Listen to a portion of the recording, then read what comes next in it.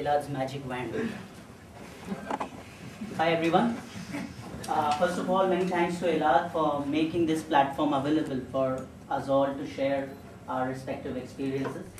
I'm going to be talking about the lessons on diversity and cultural sensitivity that I picked through experiencing cultural shock during my transitions across different countries that I worked in.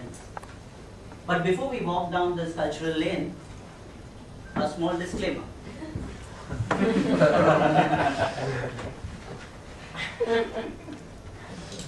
With that, let's just see what's on the agenda. Now, these 8 countries are places where I lived in, spent sufficient time so as to absorb the local culture, understand why things happen the way they happen, and be able to bring them back into this room to talk to you today.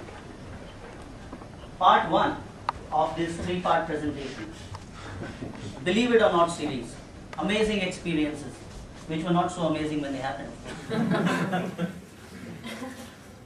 One January evening in Taiwan, we were at this dinner party, and it was an official business party, and my Taiwanese team member exclaims to me in front of everybody, "Ashutosh-san, I am a monkey!"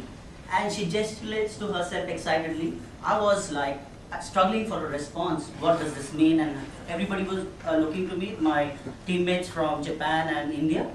And suddenly it struck me, because I had done my reading about Taiwan, that the Chinese years are based on animals, and 2004 was the year of the monkey. With that aha moment, I knew that people who were born in earlier years of monkeys have prosperity in a monkey year, and I wished her, "Oh, that's very nice, good luck." Now, compare this with the fact, if I hadn't done my homework, how this moment would have played out.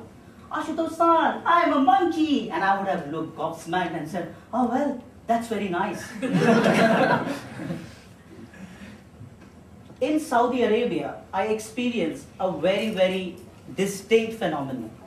Because of the dry air and the absolute heat, there is a lot of static. I don't know how many of you have got shocked in the past with static. You touch something and you get a nice spark there. So you, over a period of time, you begin fearing all wash basin taps, door handles, your toilet flushes, anything that had steel on it. Often, as a consultant, when people came to me to discuss something, I began my explanation by pointing to my laptop and saying, "Yo!" Something like this guy.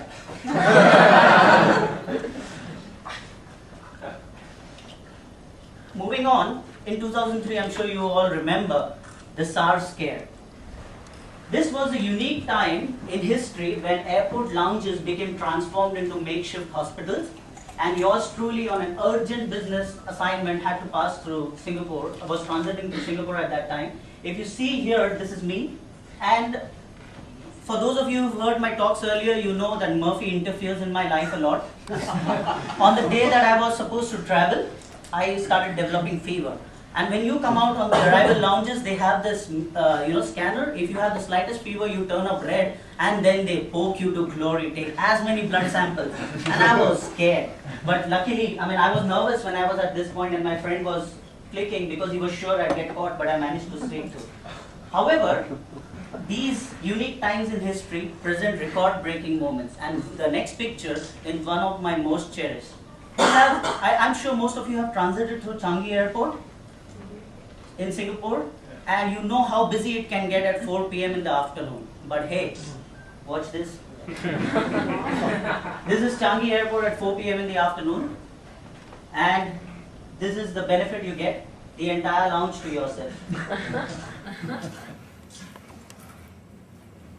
There is another thing unique about cultures, some things which you really don't understand. And one of them is, in Saudi Arabia, when you go to buy magazines, when you go to buy some general cartoon or whatever, if the content for some reason is not appealing to the powers that be, then there are special squads that blacken portions or cut it out. And then you often end up buying a Newsweek which ran a controversial article, and then you flit out the pages which are just holes, and there's no reduction in price, by the way. One of the things which I didn't understand was this. I really couldn't understand what happened. Better still was one day when a friend came and told me, hey Ash, there's a magazine on the newsstand with a girl in a bikini. I said, come on, whom are you kidding? But hey, it really was. And it didn't take so much pains to make the matter acceptable. Then this is one of those incidents in Japan. I was standing at Hiroshima Station after a somber visit to the Atom Bomb Memorial and waiting to catch my train to Kyoto. So, in these parts hardly anybody speaks English, so I had my dictionary in tow very confidently, practicing 1 or 2 times. I go up to the JR station master and tell him, Kyoto no Sugi no densha wa nanban desu ka? And he gives me one look and tells me in a British accent, go over to platform 9, it's 11:35. Well, that was really a memorable moment. Moving over to part 2 of the presentation. When you transition across cultures, it's very important to keep your eyes open to discover. The more you are open to receiving new insights and new experiences, the better your journey will be. Did you know the Great Wall of China exists outside China? Well, it doesn't. This is from the Tobu World Square in Japan. There's this place where they have monuments. That's the only place right now where you'll find the WTC tower standing. So you have the Eiffel Tower and all other monuments made to scale. It's a really good place. And then when I was in Taiwan, I went deep into the mountains of Alishan to search for a good tourist, it was a big tourist attraction, and it was called the Three Brothers. 3 straight standing trees growing side by side. And I thought, wow, this is something so unique, 3 brothers. Only till I came to Australia and I hopped on to the Blue Mountains Explorer bus to now find 3 sisters. And I am now beginning to think this may be more of a tourist marketing thing rather than something specific. Another thing to know when you move across cultures is that what's one man's food may not be another's. And 2 inputs which I think are really unique from my experiences. The first is that, be careful on this one, looks very, very nice and natural fried stuff, but these are actually insects. In Bangkok, you can see cockroaches, grasshoppers, bugs. I haven't done a close-up because of, I didn't want to cause trouble to anyone. But yeah, fried food and fried insects especially are a specialty in Bangkok. Moving ahead, check this out. There is a wholly dedicated snake alley in Taiwan where you can go, choose a snake, and they'll play the music, make the snake dance, and a little brutal, then they'll cut it up and they'll have snake blood and eat the snake. The Taiwanese themselves don't endorse that, so you'll never find people volunteering to come with you for it, but yes, that's an artifact of that culture. Over to part 3.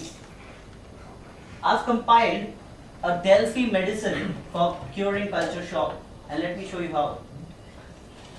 Do your research, of course, it would seem so simple before going to any country, but something which we really take for granted. It's not like when you get bored, flip over the Lonely Planet, check the next chapter and something like that. You have to know each and everything because things can happen and take you really by surprise.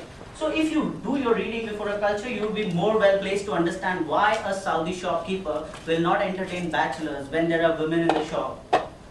When you are in Tokyo in a crowded train, know why you are being pushed by specially appointed people so that the train moves on time. Ease your expectations. If you are used to a country where you get across very soon, traffic zips by, you have to be very careful about your destination, study it well. Bangkok, Taiwan, Mumbai are all known for really bad traffic snags, and you've got to keep it into account if you're running for a business meeting.